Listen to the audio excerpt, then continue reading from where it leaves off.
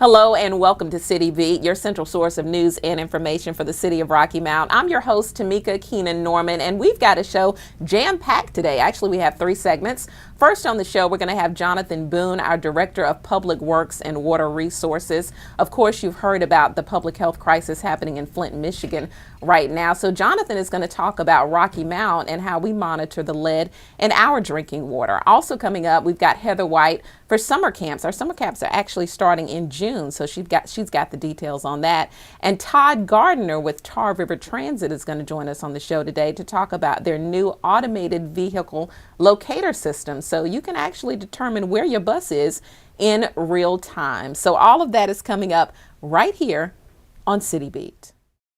Last year, farmers in Nash and Edgecombe counties raised $420 million from selling crops and livestock. Agriculture continues to be of growing importance in the Twin Counties. If you know that last year over 100,000 folks saw a play, attended a concert, or visited a museum in Nash and Edgecombe counties, give yourself a round of applause.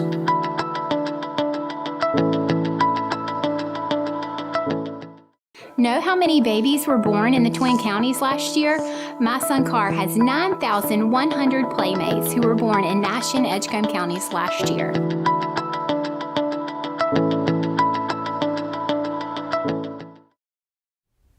Hello and welcome to City Beat. I'm Tamika Keenan Norman. And, you know, in light of the water crisis happening in Flint, Michigan, we've gotten some questions about how the city of Rocky Mount monitors the lead in their drinking water. And joining us to tell us a little bit more about that, of course, is the expert Jonathan Boone, Director of Public Works. No pressure with that. I know, right? And Water Resources. Hello, Jonathan, and welcome back to City Beat because you've been with us on the show before. Thank you. Glad to be back. Yeah. First, let's start with some basic questions. How does lead anyway end up in your drinking water? Yeah, I think that's an important question to ask. The primary source of lead in drinking water is lead that leaches into treated water in the pipes that's either delivering the water to the home or in the connection from the water main, which is the infrastructure that the city maintains. So the tap that the customer has from the water main that brings water into their home, or either the plumbing inside their house. And that's typically an issue with homes constructed prior to the 1980s. They have older plumbing, lead jointed pipe, and that's how lead ends up in drinking water. It's not in the treated water from the water treatment plant, if you will. It's as that water is being brought to the customer through either the water distribution system or through the pipes in their home. Okay. So what steps do we as a city take in minimizing the potential of lead in our drinking water? Yes, there's a couple of things that we do, and given, again, we know that the primary source of lead is lead leaching into the water. One, you want to try to make sure that the water is less corrosive. And some of the failures in Flint, and not to have any first-hand information, but from what I've read, there's very basic steps that they overlooked in the treatment of the water prior to releasing the water into the distribution system. So in the treatment process, one of the first things we do is we add a chemical to assist with coagulation. So that's kind of remove the matter in the raw water source. So that's organics, other items that we need to remove for the water. So basically, we introduce a chemical, in our case, ferric sulfate, and that addresses that corrosivity in the water. Flint, on the other hand, used a product, ferric chloride, which was more acidic.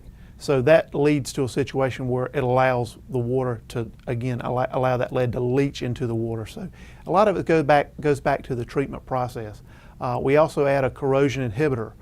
So again, we recognize there's potential sources of lead in drinking water. Again, although it's primarily in the home itself, we add additive to the process that minimize the likelihood of lead leaching into the water. And again, that's a very basic step that it appears that the folks in Flint, Michigan did not take. Mm-hmm. So just those things, and also addressing the pH in the water. Again, the less acidic, the better. So on average, our water 7 is neutral. Anything above 7 is basic. We run an average about 8.2. So those 3 things are really 3 fundamental steps to address the issue of lead in drinking water. How long have we been doing these steps, taking these steps? Well, it certainly predates me, and the federal regulations came into being in the early 1990s. I know our program existed prior to the 1990s, not exactly sure, but I would say in excess of 25 years. And what's the criteria? Because I'd imagine when you're doing this testing, you're taking a sampling That's of correct. certain homes. So what determines what homes you choose? Well, some of that's dictated by those guidelines I referred to that the EPA promulgated back in 1992. And again, the likelihood of lead is greatest in homes that were constructed prior to 1986. There were regulations in place at the time that basically eliminated the use of lead in plumbing fixtures. So that's where you're most likely to see it in homes constructed prior to 1986, and those are deemed high hazard locations. So we have to pick a random sample of those homes, and then we take water samples and we have to send them off to a certified lab that's certified by the state, and they will test for lead. Okay, so how often is this done? Well, initially when the regulations came into being in the 1990s, we had to take samples every 6 months. And as we were able to demonstrate that lead levels in our drinking water were safe, then we were allowed to relax that to testing every 3 years. The last time we tested was in August of 2014. So our next round of testing will come up next August in 2017. So there's nothing that you will do between that 3-year time period, really? Other than just continuing to treat the water to minimize the risk for lead entering the drinking water. Another one of the things we do, and one of the issues in Flint because of the age of the housing stock, again, lead enters the water through the pipes, through the connections. And they had a lot of, we call them lead goosenecks. So the actual connection to the water main that brings the water from the water plant to your home out the street, the water main, lead gooseneck. And as we encounter those, if we encounter those in the field, we remove them. And we've got to the point now that's a fairly infrequent occurrence, but I understand there's a higher incidence of those lead goosenecks, say in Flint. But again, we remove those as we encounter them to minimize the potential for a lead source to the drinking water. So I would imagine folks who are watching this show, they're getting a lot of information about this because I didn't realize all of this until you told me. Right. But if you feel like you're a home that's at risk, should they contact you? Yeah, what I would recommend they do is contact our technical services division, and they run our lab at our wastewater plant, which handles our water plant and wastewater plant. But they handle our drinking water testing, so you can contact them and they can assist you with any questions that you have. And you can reach them at 972-1400, 972-1400, and they can answer any questions you may have about the potential for lead in your drinking water. Okay, anything else that you want to add? I think that about covers it. But again, if they have any questions, feel free to call us. All right. Well, thank you so much, Jonathan, for joining us on the show today and giving us some additional details about this. I thought it was very informative, okay? Appreciate you having me. All right. Well, coming up next, we're going to have Todd Gardner on the show. As I mentioned earlier, he's talking about the automated vehicle locator system. So you can determine where your bus is in real time. That's up next right here on City Beat. How many entrepreneurs took the leap and opened their own companies in the Twin Counties last year? 120 did, because we're really getting down to business in Edgecombe and Nash counties. How many nationally famous artists are natives of the Twin Counties? 25 writers, singers, musicians, and actors took their very first bows right here in Edgecombe and Nash counties. 94 civic leaders, politicians, educators, doctors, scientists, musicians, and sportsmen have all been inducted into the Twin Counties Hall of Fame. Come see them all at the train station. Hello and welcome back to City Beat. I'm your host, Tamika Keenan Norman, and we've been talking about Todd Gardner. He's on the show today to talk about the automated vehicle locator system, also known as AVL, which was just recently implemented with the city's Tar River Transit Service. So welcome back to City Beat, Todd. Thank you. I appreciate it. Yeah, I know it's been a while since you've been on the show. Tell me your title again. My name is Todd Gardner. I am the transit administrator for the city. Transit administrator. So let's start off by telling us exactly what AVL is. AVL is short for Automated Vehicle Locator System, and basically it's a system that allows vehicles, and in this case our transit vehicles, to be tracked in real time. So this system allows passengers to get exact bus locations for each of our bus routes. And that's got to be convenient because you don't have to wait around any longer. You know exactly what time that bus is coming. So that's Exactly. good.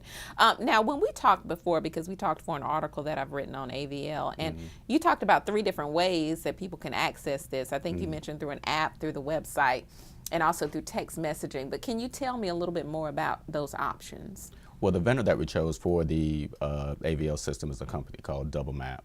And Double Map has an app that you can download, so you can track the buses through you can download to your cell phone or your tablet or whichever device you choose to use. Also, we have it on our website, and if you go to our website, which is www.tallrivertransit.org, and click Bus Tracker, you can track the buses through our website, and the website also gives you detailed instructions on how to download the application to your phone or tablet. Finally, for our passengers' convenience, we have an SMS texting feature. Each bus stop within our system has a bus stop ID number. And right now, our sign department is working hard to install these bus stop ID numbers on all of our bus stop signs. So when you're at a bus stop, it's also going to have a number that you can text so that you can find out the approximate location of the bus for that particular bus stop. So you would text the number, and then you would text the words ETA, which stands for estimated time of arrival, and then you would space and text the number of the bus stop ID number, the bus stop ID number that is posted on the sign, and then the system will text you an estimated time of arrival to that particular stop. So why do you think AVL is a good solution for Tar River Transit? Well, I think that it gives passengers more flexibility in terms of wait time. A bus route is going to do one of 3 things. It's either going to be on time, early, or late. So this system allows passengers to track their buses, so they won't have to wait at a bus stop for a long period of time. It also gives passengers, it decreases the chances of passengers being late for their bus, which was an issue before we installed the system. And another thing that passengers have to endure while waiting for a bus is weather. You know, weather conditions. It may be extremely hot, it may be extremely cold, it may be raining. So using this system gives passengers the option to, maybe seek shelter when the elements are an issue until their bus has arrived to that particular stop. So overall, it gives passengers an added convenience that wasn't there before. Okay. Was that the thinking, the mindset as to why you all implemented this too? That was one of them. That was one of them. And another issue that we had was we had passengers calling into our office a lot asking for bus locations. And so this system puts that into their hands, so it has decreased the amount of phone calls that we receive in the office asking for where specific buses are at that particular time.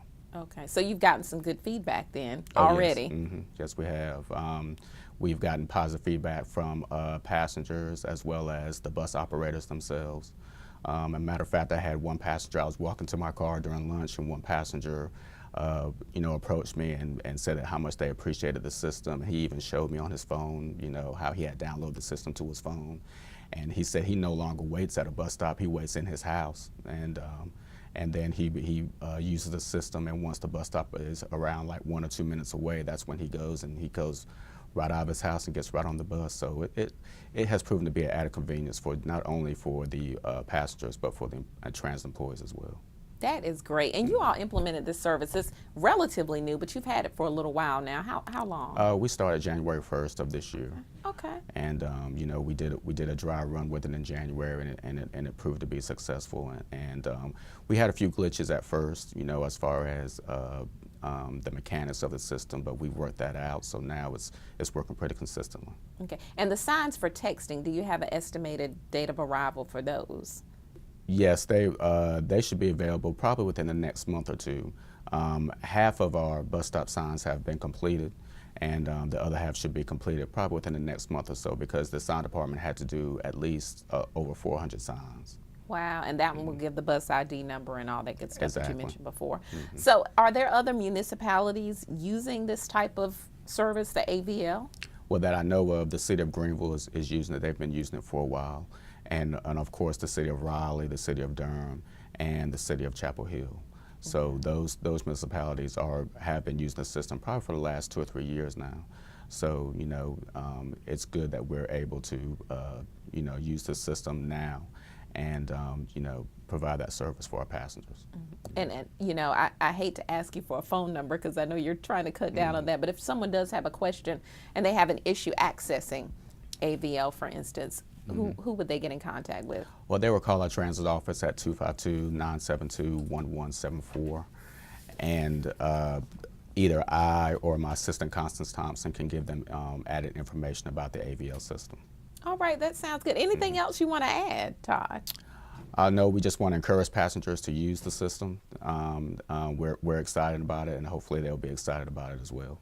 All right, well, we're excited about it too. So, automated vehicle locator system, the website, tarrivertransit.org, correct? tarrivertransit.org. All right, well, thank you so much for joining us on the show, and thank you as well, Tar River Transit doing some great things. Coming up in just a moment, our Parks and Recreation Department doing some great things as well. We're going to speak with Heather White about our upcoming summer camps. Hard to believe, but they're on their way in June. This is City Beat. I'm your host, Tamika Keenan Norman. How many students attend colleges in the Twin Counties? You'll be pleased to learn 27,000 total students are enrolled in all of the colleges in Nash and Edgecombe. There are already 61,000 workers on the job at 10,000 places of employment in the Twin Counties. Nash and Edgecombe are working together to bring us even more new jobs.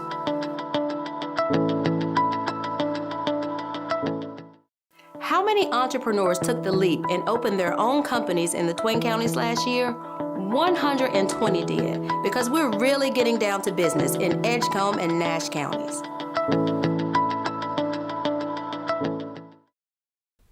Hello and welcome back to City Beat. I'm your host, Tamika Keenan Norman, and if you're just tuning in to our last segment of the show, you can always check out the show in its entirety on YouTube. Just type in City TV 19, or you can access it from our website at rockymountnc.gov. But joining us right now, we've talked about it, Heather White is finally here on the show, our Recreation Program Supervisor. Welcome for the first time to City Beat. Thank you, Tamika. Yeah, and we were talking, I didn't realize that you haven't been with the city for a year yet. No, I actually started here with the city in June of 2015 as the Recreation Program Supervisor and the overseer of the operations of BTW Community Center. Okay, so that's what your job entails pretty much. Yes, ma'am. Yes. Exciting. But we're not here to talk about that. We're here to talk about summer camps, yes, which start up in June. Give me the exact dates, times, and locations. Okay, so we start our summer camps the week of June 13th, and we'll finalize and wrap that up on August the 12th. We are providing several different locations. We have 2 Quest camps as well as 2 summer day camps this year. So our 2 Quest camps will be at BTW Community Center, the Booker T. Washington Community Center, as well as Williford Elementary. And then we have our 2 summer day camps, which will be at Winston Elementary and Inglewood Elementary right here in Rocky Mount. So when you say Quest camp, what do you mean? So our camps are differentiated by groupings based on school sites. So dependent upon what school site your child is currently enrolled in will depend on which site you go to. Okay. And I do have those details. As far as to attend a Quest site, a kid must go to Bullock Elementary, Williford Elementary, D.S. Johnson, Baskerville, O.R. Pope, or Rocky Mount Prep. We do ask that if your child is enrolled in one of those schools so that we can differentiate what campsite they'll be at, that they do bring in their report card whenever the parent chooses to enroll them in a site.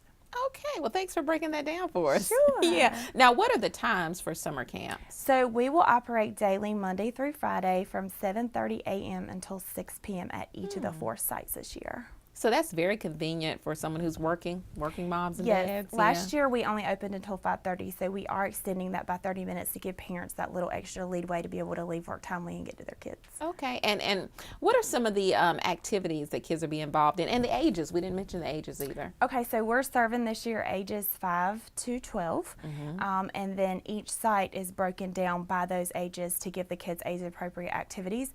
So for instance, for our Quest camps, which is BTW as well as Williford, the Williford campsite serves ages 5 to 8, and Booker T. Washington serves 9 to 12.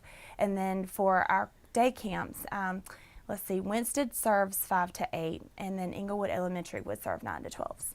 Okay, and then one of the interesting things that I read about as well was your Teen Extreme camps too for your older teens, right? Yes. So what does that consist of? So those ages in that grouping will be ages 13 to 16, and Miss Fran Fenderson will actually be running that teen camp this year. It's going to be a month-long teen camp, so it will be held in the month of July only. So go ahead and reserve your spot, as there'll be limited availability likely because it's only 1 month. This is a trial run. We haven't done teen camps in a while, so we wanted to try to bring it back around. And so we're going to do it for a month to see how it goes. Okay, and some of the activities for the teen camps? So they'll be going on field trips, they'll be attending college tours, they'll be dealing directly with Rocky Mount Police Department on things like bullying, peer pressures, different things like that. Fran has a list of field trips that she plans on taking the children on this year. They'll be attending some educational component pieces over at OIC. So there'll be several collaborative efforts going into their camp this year to prepare them, get them ready for high school and some ready for college. Well, that sounds good. And tell me again the activities for the younger kids. So for the younger kids, we'll do our normal use of the City Rocky Mount amenities. We'll be using Sunset Park and the amenities there, going to the Imperial Center for the art gallery, as well as the Children's Museum and the planetarium. We will also be going to Denton Street Pool to allow the children to swim this year. We'll be using our local parks for picnics and lunches, and we'll also visit the library, go bowling. We have several new field trips on the agenda for this year, so I'm looking forward to partnering with some new agencies and organizations in an effort to get the children out a little bit more. One of the big things that we're doing is there is a STEM program out of Raleigh that has reached out to us this year, and we're going to be partnering with them to offer STEM projects from the Raleigh area, and they'll be coming here to us locally. Wow. Yeah, we've got some creamery visits, one in Aden that we are planning to attend. The kids love the zoo and the aquarium, so we will be planning to attend those as well. So we're looking forward to that. And another big thing that we're doing, we're actually partnering with a local pastry chef, and we're going to be hosting a cupcake wars for our summer camp groups this year. Wow, so a lot of new, interesting things going on. So how do you sit down and come up with some of these activities? Well, normally what I'll do is I look at the trend from last year and what the kids enjoyed and what their parents said. You know, we do a survey at the end of every year to find out what kids did and disliked during the summer. And they usually love anything with water, any field trip that takes them off-site or maybe out of town. But for the newer things, I just basically went out. I've been going out for the last couple of months and visiting different organizations, talking with Downey's Partnership and trying to just build some collaborative relationships, and that's how a lot of these have come about, and so we've just been able to go ahead and put them on our agenda this summer. Wow, so really exciting stuff. Yeah. Yeah. So just sort of like a recap, tell us again the times and the dates for summer camp. Okay, so camp will begin the week of June 13th and end the week of August 12th. We operate daily, Monday through Friday, from 7:30 a.m. to 6 p.m. The locations will be Booker T. Washington Community Center, Williford Elementary School, Winston Elementary School, and Englewood Elementary School. What's the cost for participating? For our Quest camps, there is $30 per week with no registration fee this year. That's also something new.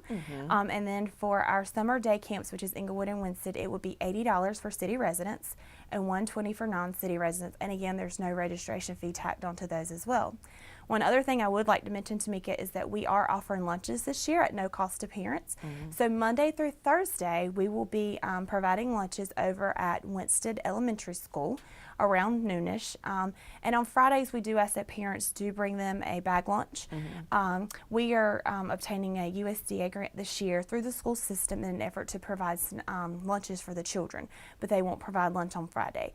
But the Monday through Thursday is a great deal. We still provide a daily snack and a daily juice or water at no cost to the parents Monday through Friday as well. Wow, well, sounds good. Yes. Anything that we missed, Heather? I don't think so. However, if parents would like additional information, they can always give us a call at 252-467-4925 or visit our Parks and Recreation website.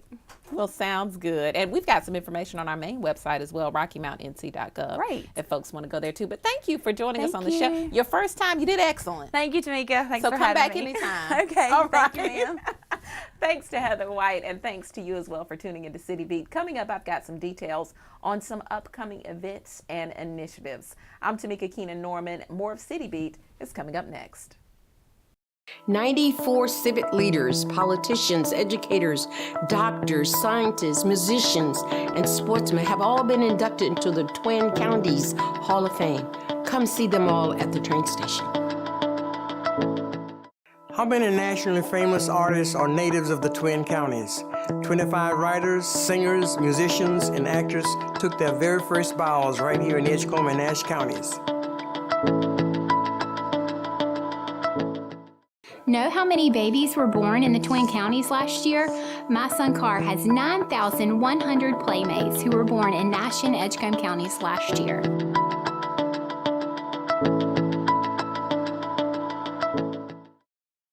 Hello and welcome back to City Beat. Lately, we've been ending our show with an update on events and initiatives happening within the city of Rocky Mount. And one large event is our Downtown Live Summer Music Series. If you haven't heard, it starts May 12th and goes on through September 29th on the lawn of the Imperial Center for the Arts and Sciences.